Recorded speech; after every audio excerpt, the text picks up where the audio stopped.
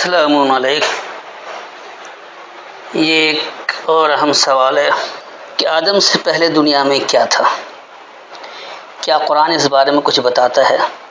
قرآن آدم سے پہلے زمین پر کون رہتا تھا یا زمین پر کیا تہذیبیں تھیں کہ تفصیلی تاریخ بیان نہیں کرتا۔ قرآن ہمیں صرف اتنی معلومات دیتا ہے جتنی ہدایت کے لیے ضروری ہے۔ قرآن کیا بتاتا ہے اور کن چیزوں پر خاموش رہتا ہے، ہمیں اس بات کو مد نظر رکھنا چاہیے۔ تو آدم سے پہلے دنیا میں کیا تھا؟ کیا قرآن اس راز سے پردہ اٹھاتا ہے؟ ایسے ہی ملتے جلتے جو سوالات ہیں کہ کیا آدم پہلے انسان تھے؟ قرآن کیا کہتا ہے؟ آدم سے پہلے زمین خالی تھی؟ قرآن کیا بتاتا ہے اور کیا نہیں بتاتا؟ کبھی آپ نے سوچا ہے آدم سے پہلے زمین پر کیا تھا؟ کیا وہاں کوئی مخلوق رہتی تھی یا زمین بالکل خالی تھی؟ حیرت کی بات یہ ہے کہ قرآن اس موضوع پر کچھ بتاتا بھی نہیں اور کچھ باتیں جان بوجھ کر نہیں بتاتا۔ آخر کیوں؟ اگر آدم پہلے انسان تھے تو کیا ان سے پہلے زمین بالکل خالی تھی؟ ایک سوال جو صدیوں سے پوچھا جا رہا ہے، کیا قرآن اس کا جواب دیتا ہے؟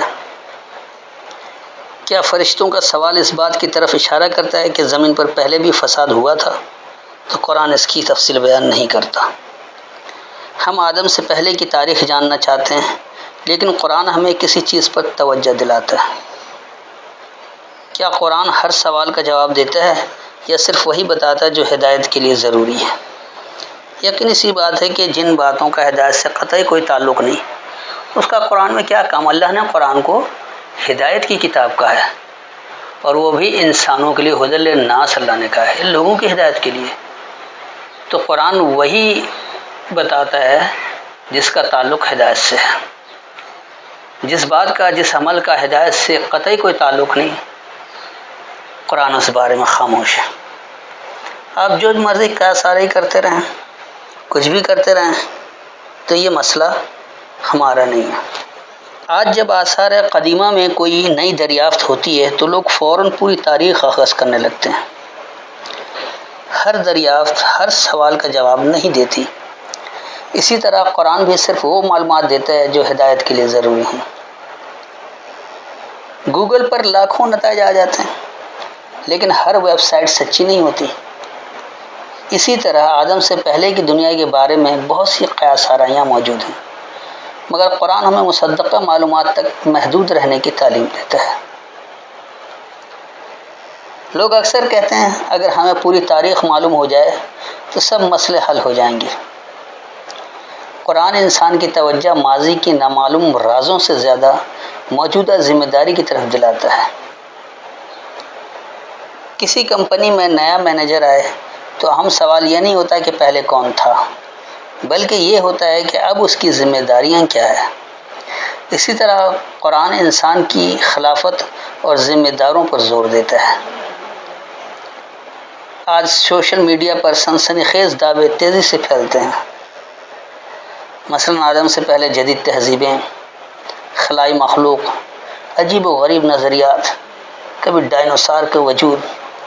لیکن قرآن ہمیں غیر ثابت شدہ دعووں کے بجائے علم، تدبر اور احتیاط کی دعوت دیتا ہے کہ کیا واقعی آدم سے پہلے کوئی تھا؟ زمین خالی تھی؟ حقیقت یا قیاس؟ قرآن خاموش کیوں ہے؟ آئیے ہم قرآن سے ہی اس کا جواب تلاش کرتے ہیں۔ یاد رکھیں کہ یہ سوالات موجودہ مروجہ تراجم کو مد نظر رکھ کر کیے جاتے ہیں۔ بہت سی جگہ ایسی ہوتی ہے جہاں اگر ترجمہ ہی درست کر لیا جائے تو بات واضح ہو جاتی ہے۔ تو انہی مروجہ روایتی تراجم کو سامنے رکھ کر ہی پہلے کچھ سوالات اور جوابات ہو جاتے، اس کے بعد پھر میں آیتوں کے ذریعے وضاحت کرتا ہوں۔ تو مروجہ تراجم کو مد نظر رکھتے ہوئے کچھ اہم معروضات پیش خدمت ہے کہ قرآن کا مقصد آدم سے پہلے کی پوری تاریخ بیان کرنا نہیں، بلکہ انسان کو اس کی ذمہ داری، خلافت اور جواب دہی یاد دلاتا ہے۔ سورہ بقرہ کی آیت نمبر 30 میں ہے کہ اللہ نے فرمایا میں زمین میں ایک خلیفہ بنانے والا ہوں۔ تو یہ آیت نہیں بتاتا کہ پہلے کون تھا، لیکن فرشتوں کے سوال پر غور کرنے کی دعوت دیتی ہے۔ سورہ حجر کی آیت نمبر 26-27 میں ہے کہ انسان کی تخلیق اور جنات کی تخلیق کا ذکر ہے۔ سورہ صاد کی آیت نمبر 71-72 میں کہ آدم کی تخلیق کا بیان کیا گیا. سورہ اعراف کی آیت نمبر 11 میں آدم کو پیدا کرنے اور فرشتوں کو سجدے کا حکم ہے.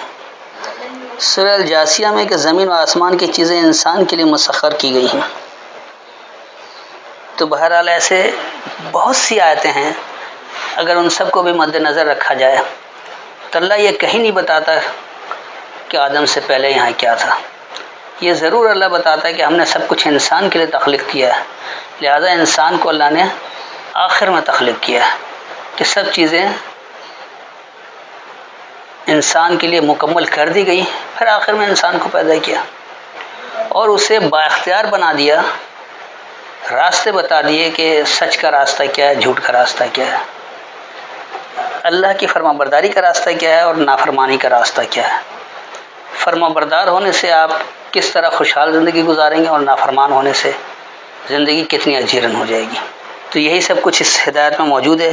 اور کیونکہ قرآن انسانوں کے لیے نازل کی گئی، انسانوں کی ہدایت کے لیے، لہذا ہمہ وقت یہ انسان کو ہی مد نظر رکھ کر اس میں احکامات دیے گئے ہیں، نہ اس سے پہلے والے مخلوقات کے بارے میں ہے اور نہ کسی ایسی مخلوق کے بارے میں جو انسان پر حاوی ہو، کیونکہ انسان کے علاوہ اللہ نے کسی کو اختیار دیا ہی نہیں ہے. لہٰذا یہ کیسے ہو سکتا ہے کہ انسان کو جب اللہ نے اختیار دے رکھا ہے تو کوئی اور بھی اس کے اوپر حاوی ہو یا کسی اور کو بھی اختیار دیا جائے. اگر ایسا کچھ ہوتا تو دنیا تباہ ہو جاتی ہے، کیونکہ ہر ایک کا اپنا اپنا مسئلہ ہوتا ہے، اپنے خیالات ہوتے ہیں. تو آئیے اب چند آیتیں آپ کے سامنے پیش کرتا ہوں تاکہ بات حق واضح ہو جائے.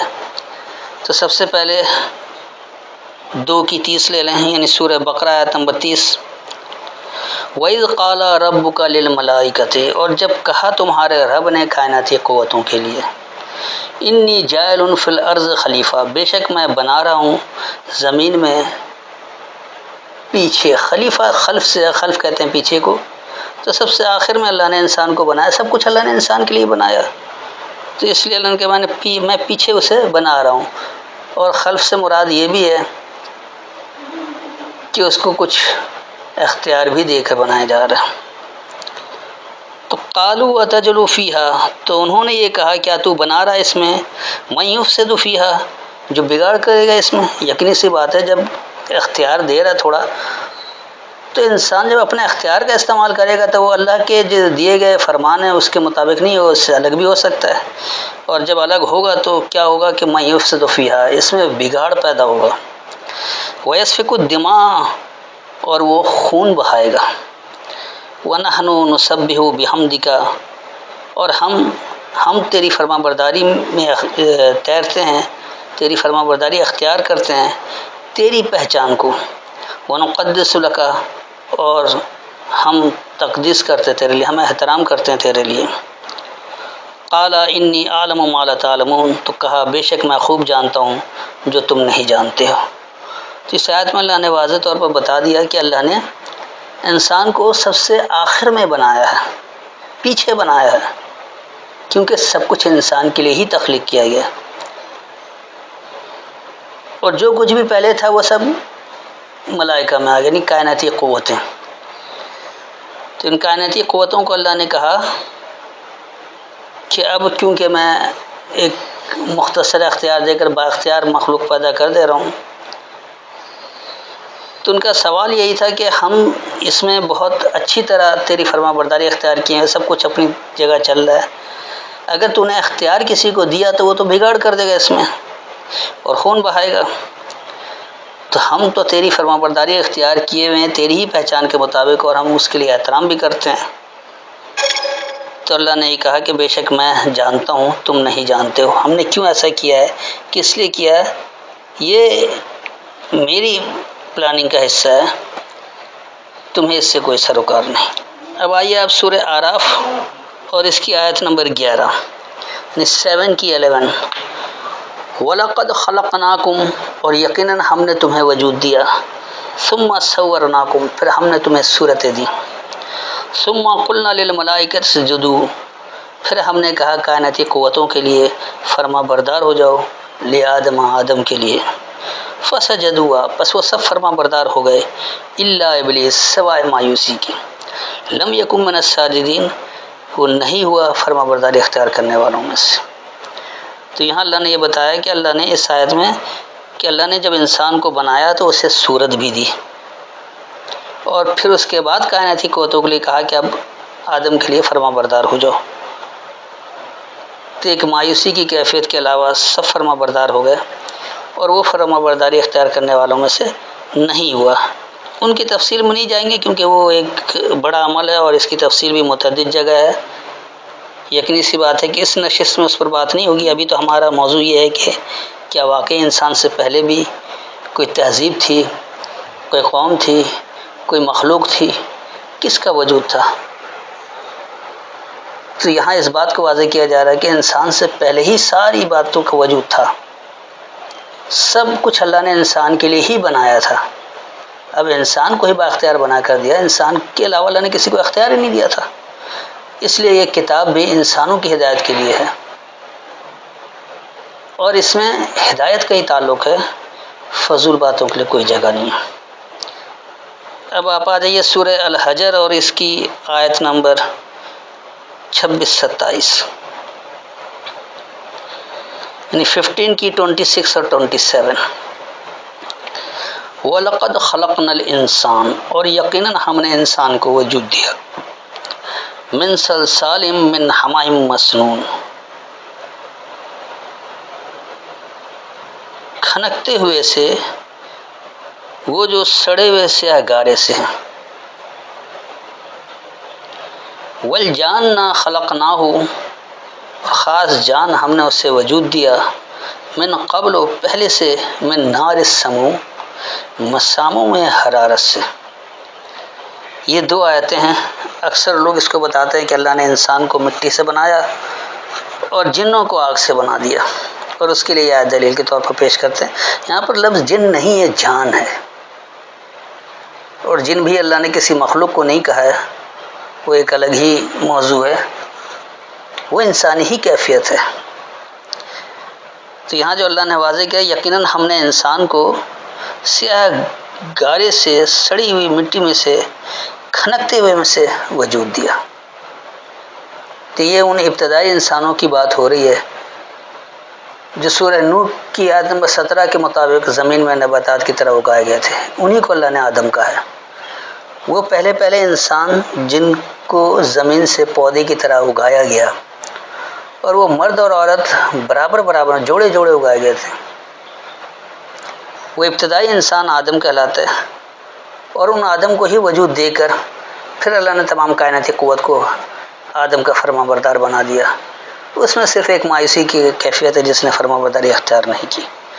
اب اللہ یہ بتا رہا ہے کہ یہ جو انسان میں جو جان ہے، تو اس جان کو ہم نے وجود دیا پہلے ہی اس کے مساموں میں حرارت سے۔ سمم کہتے ہیں مسام کو، جلد میں جو چھوٹے چھوٹے سوراخ ہوتے ہیں مسام، اس کی حرارت سے ہم نے جان بنایا۔ آپ آج بھی دیکھ لیں کہ آپ کی جلد ٹھنڈی پڑتی ہے، مساموں میں حرارت ختم ہوتی ہے، مر جاتے ہیں۔ جب تک آپ کے مساموں میں حرارت ہوتی ہے، جب تک آپ زندہ رہتے ہیں۔ تو جان یہ چیز ہے، یاد رکھیے۔ یہ جو روح اور جسم کا فلسفہ ہے، یہ غیر قرآنی ہے، اللہ نے اس کے بارے میں کچھ نہیں کہا۔ نہ اللہ نے یہ کہا کہ جسم کو موت اور روح کو موت نہیں ہے۔ یہ سب غیر قرآنی بات ہے، لوگوں کی گھڑی ہوئی باتیں ہیں، اللہ اس کی تصدیق نہیں کرتا۔ اب آپ آئیے سورہ صاد اور اس کی آیت نمبر 76، یعنی 38 کی 76۔ قال، اب 38 کی 71 اور 72 دیکھ لیں، کیونکہ یہ بات ذرا طویل ہو جائے گی، میں اس طرف جانا نہیں چاہتا ہوں۔ تو 38 کی 71 اور 72 دیکھ لیں۔ اذ قال ربک، جب تمہارے رب نے کہا، للملائکتی کائناتی قوتوں کے لیے، انی خالق بشرا من طین، بے شک میں وجود دے رہا ہوں ایک آگاہی والا مٹی سے۔ فَإِذَا سَوَّيْتُهُ، پس جب میں اسے ٹھیک کر دوں، وَنَفَخْتُ فِيهِ مِن رُوحِي، اور میں ایندھن دے دوں اس میں اپنے احکامات کی، فَقَعُوا، بس واقع ہو جانا لہو ساجدین اس کے لیے فرما برداری میں۔ تو یہ اللہ نے بتایا ابتدا کہ جب رب نے کائناتی قوتوں کے لیے کہا کہ بے شک اب میں مٹی سے ایک آگاہی والے کو وجود دے رہا ہوں، کیونکہ انسان آگاہی والا ہے، انسان کو اللہ نے آگاہی دی ہے اور اختیار دیا ہے، اسی لیے کہا کہ جب میں اسے ٹھیک کر دوں اور اس میں اپنے احکامات کی ایندھن دے دوں، یعنی اللہ نے انسان کو ٹھیک کر کے بنا دیا۔ وہ جو اللہ نے پودے کی طرح انسان کو اگایا آدم، لیکن ابھی کچھ نہیں دیا تھا، کائناتی قوتوں کو بتا دیا۔ اب جب اللہ نے اپنے احکامات کی ایندھن دے دی تو دراصل انہیں پورے انسان کی صورت میں پھیلا دیا۔ وہ جو جڑ سے انہیں خوراک مل رہی تھی، تو آج بھی وہ نال کاٹ دی جاتی ہے، تو وہ نال ہی دراصل زمین میں پیوست تھی، جڑ تھی جہاں سے خوراک ملتی تھی۔ لیکن اب جب انسان آگاہی والا ہو گیا، خود سے اپنے رزق کو تلاش کرنے کا قابل ہو گیا، ہر چیز کی اللہ نے سمجھ فہم دے دی، ہر ایک شے کا علم اسے دے دیا، اس کی تفصیل بھی موجود ہے سورہ بقرہ میں، تمام علم سکھا دیا اور کائناتی قوتوں کو اس کا فرما بردار بنا دیا۔ اسی لیے کہا کہ جب اسے ٹھیک کر دوں اور اس میں احکامات کی ایندھن دے دوں تو اس کے لیے فرما برداری میں واقع ہو جانا، تو سب فرما بردار ہو گئے سوائے ابلیس کے۔ تو یہ ہے وہ ابتدائی انسان کی بات۔ یقینی سی بات ہے کہ اللہ نہیں کہہ رہا کہ انسان سے پہلے یہاں کوئی اور تہذیب تھی یا کچھ اور تھا، اللہ نے سب کچھ بنایا انسان کے لیے۔ ایک آخری آیت آپ کے سامنے اور رکھ دیتا ہوں تاکہ بات بالکل واضح ہو جائے اور یہ سمجھ میں آ جائے کہ دیکھیے اللہ ایسا کوئی فلسفہ نہیں دے رہا ہے کہ ایسا تھا یا ایسا نہیں تھا، یہ لوگوں کی اپنی باتیں ہیں، لہٰذا اس پر توجہ نہ دیں۔ تو سورہ الجاثیہ اور اس کی آیت نمبر 45 کی 13، وَسَخَّرَ لَكُم مَّا فِي السَّمَاوَاتِ وَمَا فِي الْأَرْضِ، اور مسخر کر دیا، بلا معاوضہ پابند کر دیا تمہارے لیے جو بلندیوں میں اور جو پستی میں ہے، جمیع منہ اکٹھے اس سے، یہ تمہارے لیے بلا معاوضہ سب کچھ پابند کر دیا، جو آسمانوں میں اور جو زمین میں سب اس سے۔ ان فی ذالک، بے شک اسی میں، لآیات ضرور نشانی ہے، لقوم یتفکرون، فکر کرنے والے قوم کے لیے۔ تو یہ اللہ نے انسان پر واضح کر دیا کہ جو کچھ بھی آسمان و زمین میں سب کچھ، سب کا سب کو تمہارے لیے بلا معاوضہ پابند کر دیا، یعنی انسان کے لیے، کیونکہ اللہ نے انسان کو با اختیار بنا کر پیدا کیا اور اس کا ہی حساب کتاب رکھا ہے، اسی کے لیے ہدایت کی کتاب ہے۔ تو اللہ یہ کہہ رہا ہے کہ اسی میں ضرور نشانی ہے فکر کرنے والی قوم کے لیے۔ تو جو لوگ فکر کرتے ہیں، غور و فکر کرتے ہیں، تدبر کرتے ہیں، سوچتے سمجھتے ہیں کہ اللہ کے احکامات کیوں ہیں، دنیا کیوں بنی اور اس کے قوانین کس طرح سے بغیر رد و بدل والے ہیں اور اس میں استحکام رہتا ہے، لہٰذا اللہ نے آپ کو جو اصول بتائے ہیں، اگر آپ اپنی کردار سازی اس کے مطابق کریں گے، اپنا معاشرہ اس کے احکامات کے تابع بنائیں گے، تو پھر آپ پرسکون زندگی، خوشحالی والی زندگی اور ہر جگہ سے بافراغت حاصل کر کے مکمل امن کی زندگی گزاریں گے، سلامتی والا نظام ہوگا۔ لیکن اگر آپ اللہ کی نافرمانی کریں گے، جو اللہ نے آپ کو اختیار دیا ہوا ہے، تو آپ اس میں بگاڑ پیدا کریں گے اور پھر آپ بدحالی کی طرف چلے جائیں گے اور وہ نقصانات ہوگا جو آپ خوف اور حزن میں آ جائیں گے۔ تو اس کی طرف بچنے کے لیے آپ کو اللہ کے احکامات کا پابند ہونا ہے اور یہ اس ہدایت کی کتاب پر عمل کرنا ہے۔ اب آخر میں آپ سے ہی سوال ہے کہ آپ کے خیال میں قرآن نے آدم سے پہلے کی دنیا کی مکمل تفصیل کیوں نہیں بتائی؟ کیا اصل مقصد ماضی جاننا ہے یا اپنی موجودہ ذمہ داری کو سمجھنا؟